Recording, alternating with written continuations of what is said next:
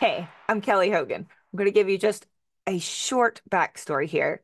When I was in high school, I was struggling with weight. Honestly, I'd been struggling even in middle school, but in high school, I actually cared. I kept trying and trying to lose weight, and I could starve myself down, and then I'd gain back that plus more. Then I went off to college, and it did not help that I had this little thing called a cat card.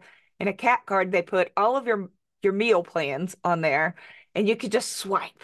And there were so many amazing options, and I gained a lot of weight in college. Then I got married pretty young. I was 23. My husband and I, we loved pasta. We loved carbs. We went out to eat almost every night. I gained and gained, and eventually I was up to 262 pounds and I started having health problems. At that point, my doctor told me, "You're very inflamed and it's from excess carbohydrate intake. You've got to cut out carbs." He told me for 1 year to eat meat. Come back in a year and we'll take it from there. So I did it. That's what I did. For a year, I barely touched anything other than meat. I did have some green beans. I did have some pickles, some salads, but mostly everything else, meat, eggs, and dairy, except for diet soda and sugar-free Jello. There's the diet. But almost all of my calories came from meat. I lost a lot of weight. Eventually, I went on to lose 130 pounds. I had already at that point cut out everything but meat, eggs, and dairy. And that's what I've been doing for the last 14 and a half years, the carnivore diet. Now I work with 8 groups per month. They meet every single week. It's a support group. We talk through how to make sure we're eating enough, troubleshooting. I have a book that they have access to with frequently asked questions, macros, and we work through the book together. And they also have a private group where they can message each other and share their meals and recipes and struggles. It's honestly, this is my dream job. I work with the best people ever. So that brings us up to speed. That's where I am now. And I wanted to share with you in this video what is currently working for these people. I could sit around all day and predict what do I think would help? What do I think the macros should be? What do I think would actually help someone to break a weight loss stall, break up with sugar and carbs? But I meet with these folks, literally hundreds of them every single week. And I hear what's working. So why not make a video to pass that on to you? And that's why we're here.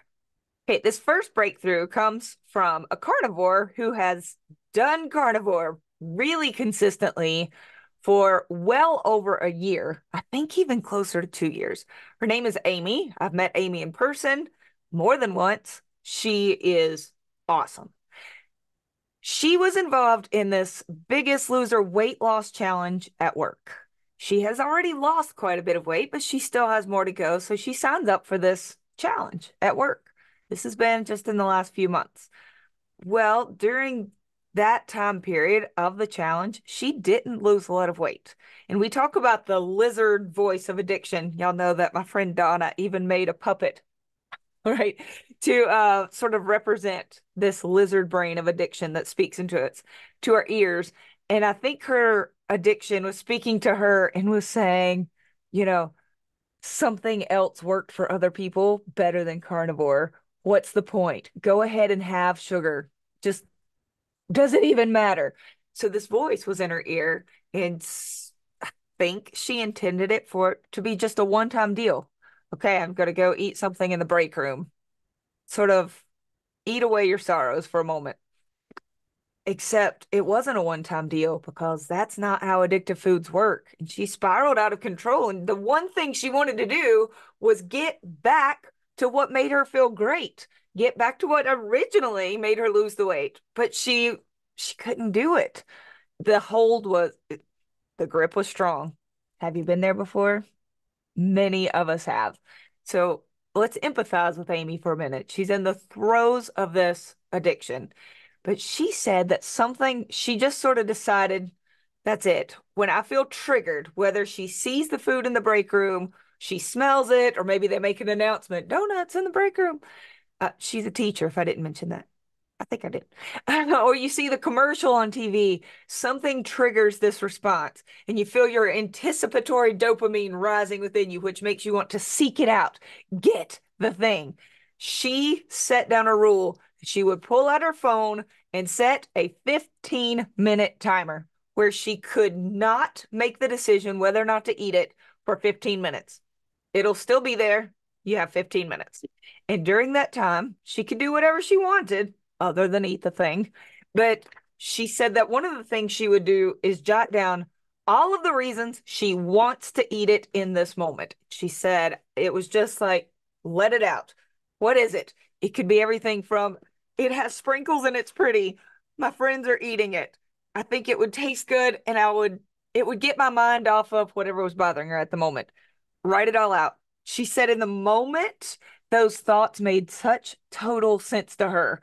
And then, it doesn't take 15 minutes to make that list. I might even encourage you during that time, write down the reasons you probably shouldn't have it. I asked her, did you write down those reasons? She's like, girl, I already know all the reasons I shouldn't have it. It's going to cause my glucose to go up, my cravings to stay alive. It's causing me to put all this weight back on. I know why I shouldn't have it. I allowed myself to write down all the reasons I think I want it, why I should have it. Okay.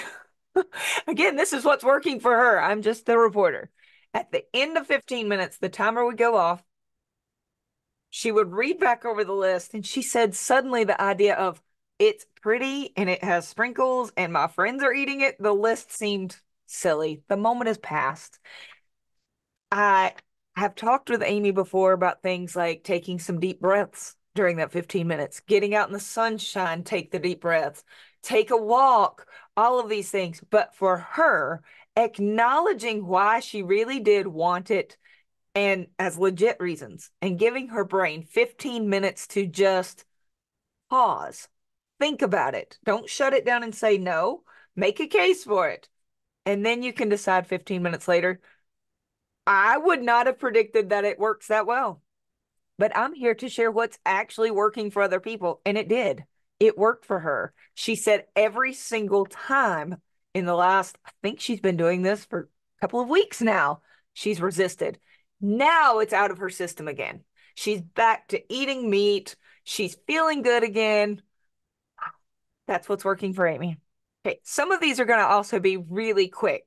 I take notes while I'm in the meetings. I just jot down first names, and I do not have everyone's permission to share, but I also am not showing their photo or social security number. So this lady's name is Tammy.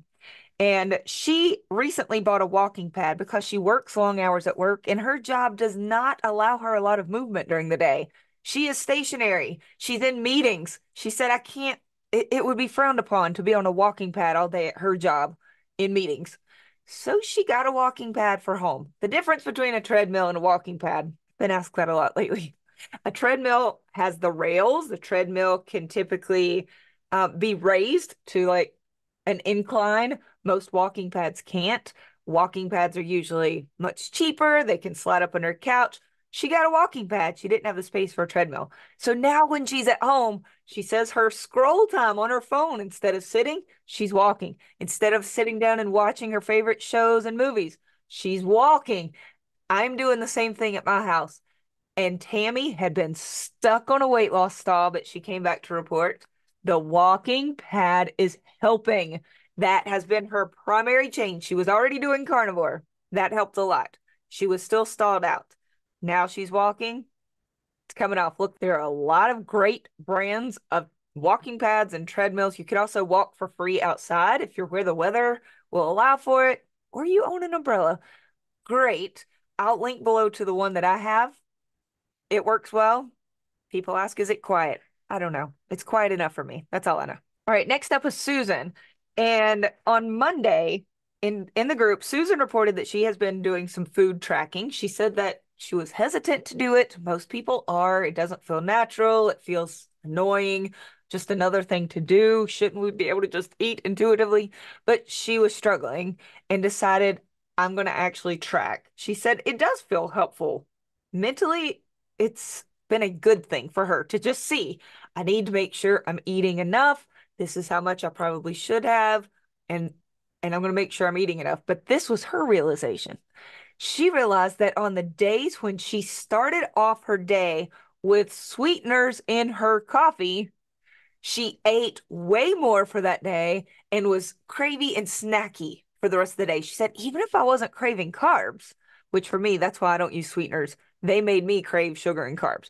She said, I wasn't really craving carbs. I just noticed on the days when I didn't have the sweetened coffees, I didn't eat as much in general. I didn't find myself just at the pepperoni bag and cheese bag and just eating all day.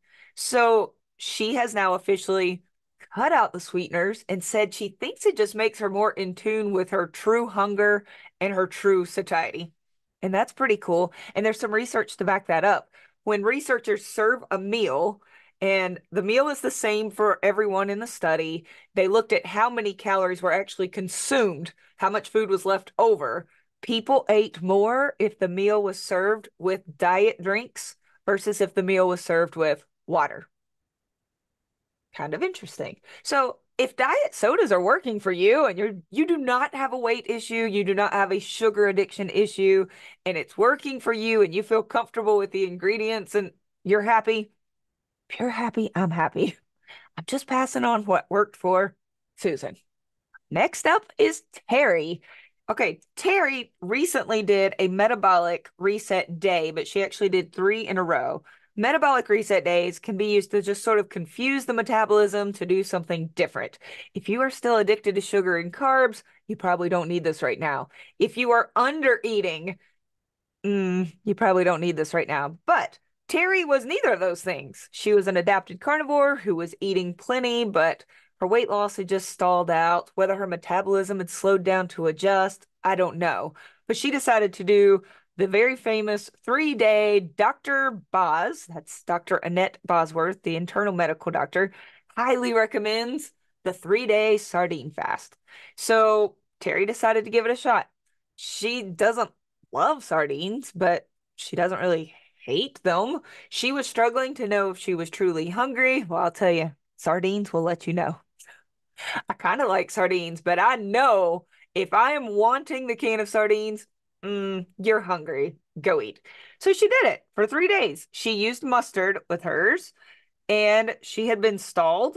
She typically, during those 3 days, she ate about 4 to 5 cans of sardines per day. She added butter, about 2 tablespoons of butter to each can of sardines that were packed in water. She did not buy them in oil. And she lost some weight. She says the scale has continued to move down now. And even though she has only been total carnivore for 4 weeks, she's down 16 pounds. Now, I'll tell you that's fast. Some of that happens quickly in the beginning with just water weight and inflammation. People will lose sometimes really quickly and then slow down. And that's what had happened to her. She lost really quickly the first 2 to 3 weeks, and then she stalled. Not officially stalled. An official weight loss stall is typically considered several weeks with no loss at all. So she wasn't there. She just noticed things have slowed. Sardine fast, picked it back up. If you totally hate sardines or you have a histamine issue or some other reason, look, there are other ways to lose weight. That's what is working for Terry. Let's talk about Cheryl. Cheryl has struggled with psoriasis for her whole adult life. And she said when she went carnivore, oh goodness, in fall of 2022, all right, she got quite a bit of relief from her psoriasis. 80% cleared up, but she was still left with 20% of the psoriasis was still there. And the 20% was on her face. So you still really care about the 20% when everybody sees it. This month, what is working for Cheryl is she cut out dairy. I think she still has butter, but she cut out all cheese and heavy cream. And she leaned into the camera and she said, "Look at my face. It's gone. The psoriasis, that last 20% has cleared out." So that's what is working for Cheryl this month, cutting out dairy. And I'll tell you, egg whites and cheese and heavy cream are very inflammatory for a lot of people. If you can have them and get great results, I can't too. So, hashtag blessed.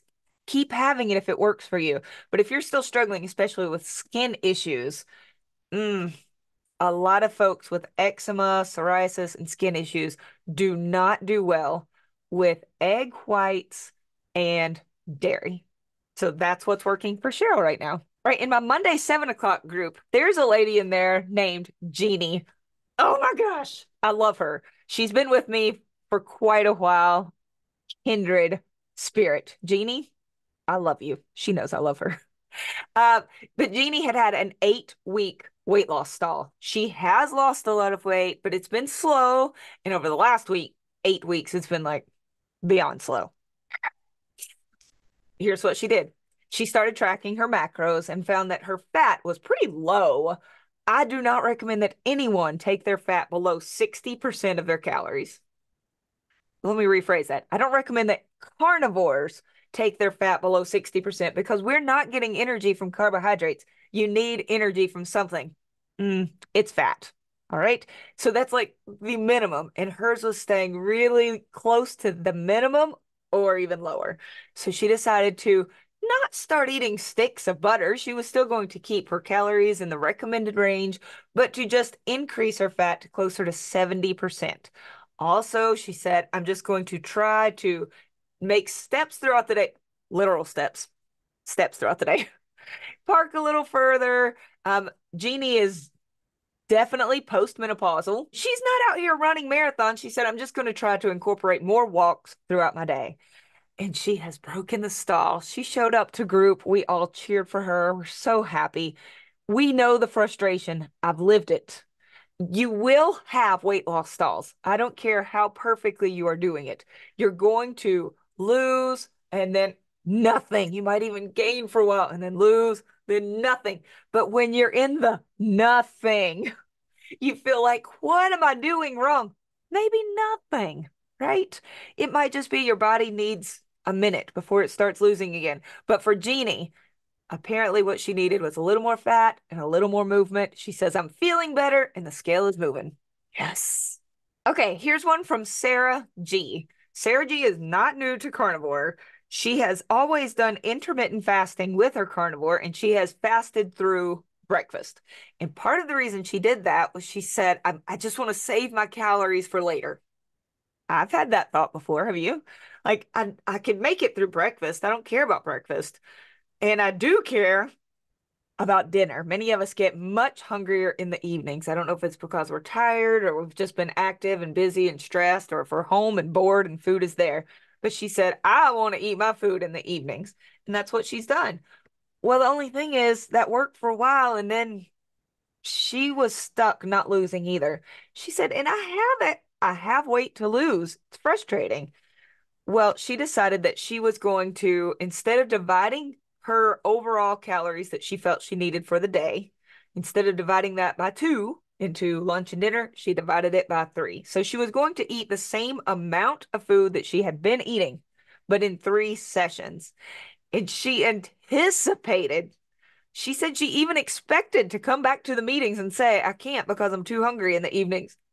She said instead, what she found out was if she ate breakfast in the morning, she honestly felt more satisfied throughout the whole day. And it was the same amount of calories, but she didn't feel like she needed to eat as much. She felt, maybe I should phrase it as, she felt more satisfied with the exact same amount of food, but spread over 3 meals instead of two. And that's the opposite of what she was expecting. Now, full disclosure, that's what's working for Sarah.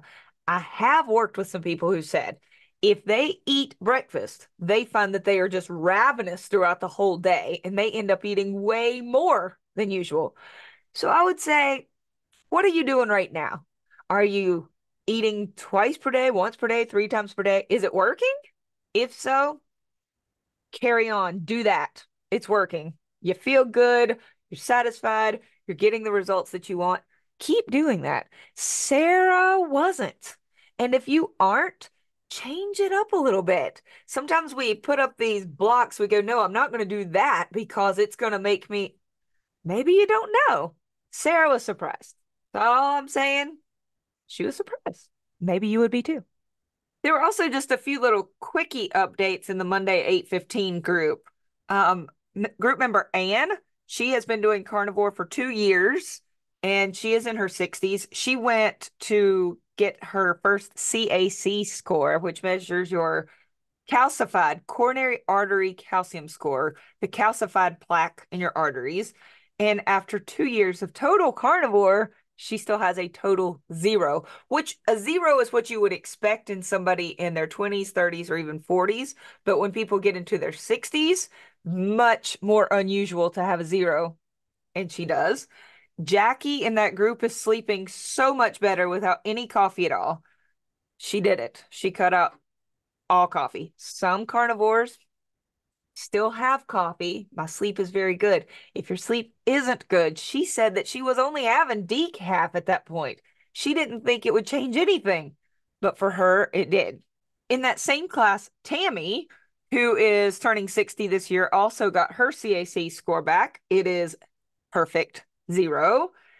Joy started tracking this month, found out she was under eating. She said she was shocked. She truly thought she was not losing weight because she was overeating. Nope. She was eating less than her recommended TDEE, total daily energy expenditure.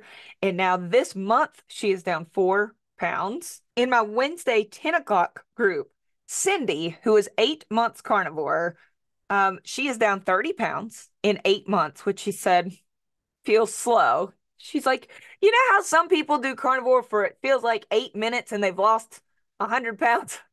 We know that sometimes happens and sometimes it doesn't. So in 8 months, she had lost 30 pounds, but she said, no way was I going back because her health had gotten better. Her sleep was much better.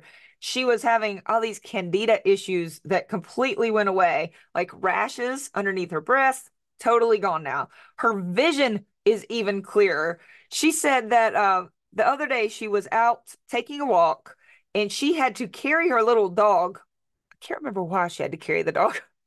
Did the dog get tired? Did the dog break a leg? I don't know. She had to carry her dog a quarter of a mile. She said prior to carnivore, she couldn't have hardly walked a quarter of a mile. And she carried her dog back and felt great, no pain. Everything else was improving, but she still wanted to lose weight. She said her epiphany lately has been she started adding fish to her diet. She never really craved fish, but once she started eating it, like, that's not bad. So she added more fish to her diet. The scale is moving again, and she has learned that she kind of likes fish. Good job, Cindy. In the Wednesday 12 o'clock group, Mary has started tracking and following advice for volume eaters. So in the group, I've got a lot of under eaters who are not eating enough, and I have to really work with them on how can we get you to eat more. And I've got some tricks up my sleeves. That is not my issue though. Some of us are volume eaters where we feel like we have to eat a big portion, a big piece of meat in order to just feel full. So if we ate the same number of calories, but in the form of pork belly, it would be small. It provides protein and fat and calories, but our bodies are like, you're not full till your belly is stretched, girl. So keep on eating.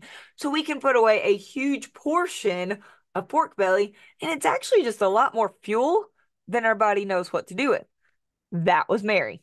So Mary started following some of the tips that I put in the handbook and that I go through in the groups for volume eaters.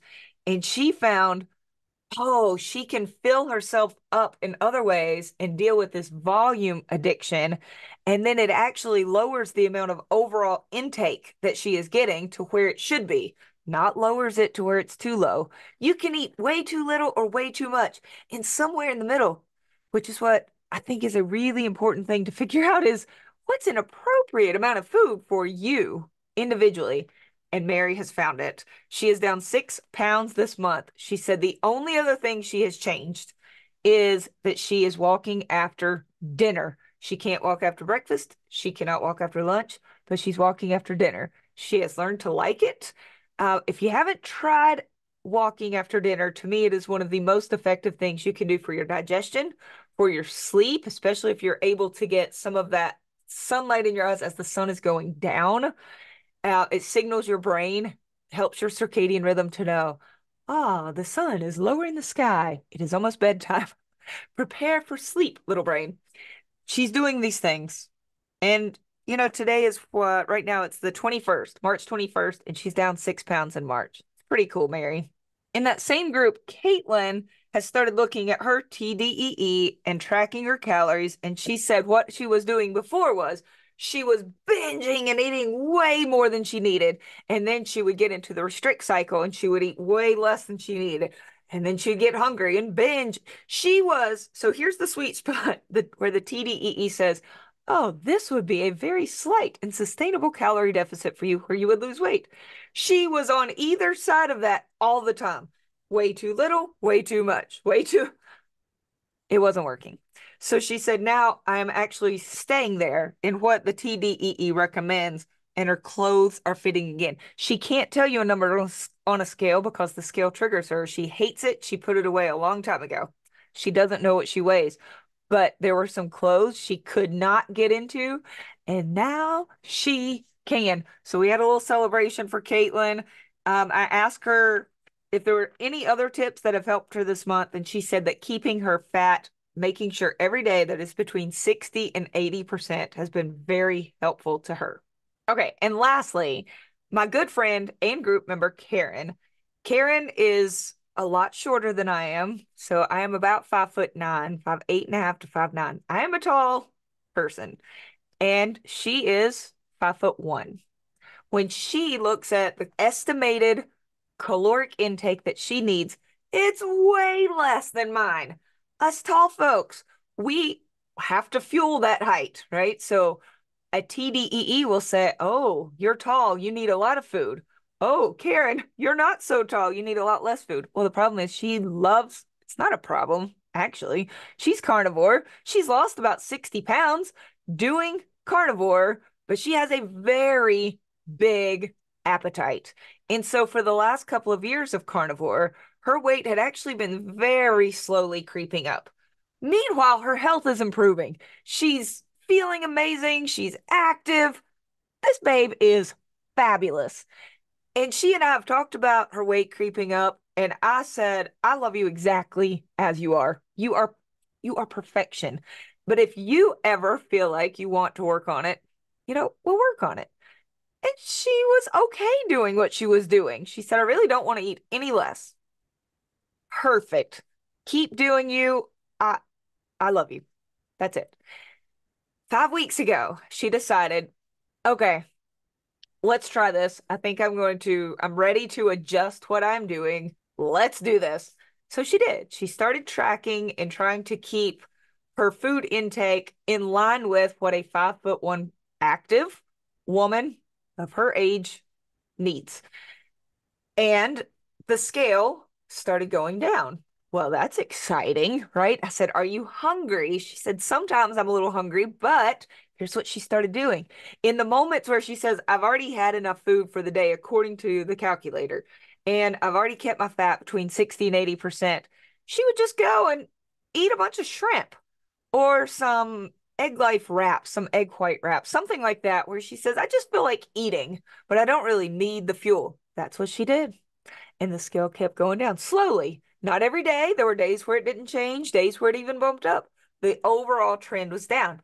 And she even threw in some days where she ate like old school Karen, where she just ate as much as she wanted. And the scale would go up the next morning and then would start trending down again because the next day she would just get back to eating what is more appropriate for her. So for the last 5 weeks, we've seen like downward trend and then a refeed day, downward trend, refeed day, to the tune of now, as of today, she told me she is down a full 6 pounds. Now, for some of you, you might think 6 pounds is nothing. Well, she's 5'1". 6 pounds is a lot when you're 5'1", and when you had been previously gaining for 2 years. Now, I do want to remind you, in case you think, oh, so carnivore didn't work for her. Yeah, it did. She lost 60 pounds cutting out carbohydrates. She feels great. Her lab work, I'd put it up against most anybody out there. Healthy, and she is in her 60s. But She was not losing that last 15 pounds or so that she was hoping to get off, and now it's coming off. So I, I'm not here to tell you that you have to track calories. In fact, let's go ahead and sum this up. I'm not telling you that everybody here has to count their macros, look at a TDEE, eat fish, take walks. No, not everybody needs to do that in order to get amazing results. I'm just here to tell you that's what's working for Karen. That's what's working for Cindy and Terry and Susan and Amy. I can't argue with their results because I know these people and they show up in the group and they share with our group week after week the struggles. And then when they have a breakthrough, we celebrate it. And that's the number one thing I want to know from people when it works. How did you do that? You're getting good results. Stock it out. What'd you change? And we can learn from one another. So I wanted to pass that on to you today. I hope to do this again, but in the meantime, if you would like the support and to hear from other people in real time, to put faces with these names, come hang out. We have a great time. All right. I'll talk to y'all soon. Bye.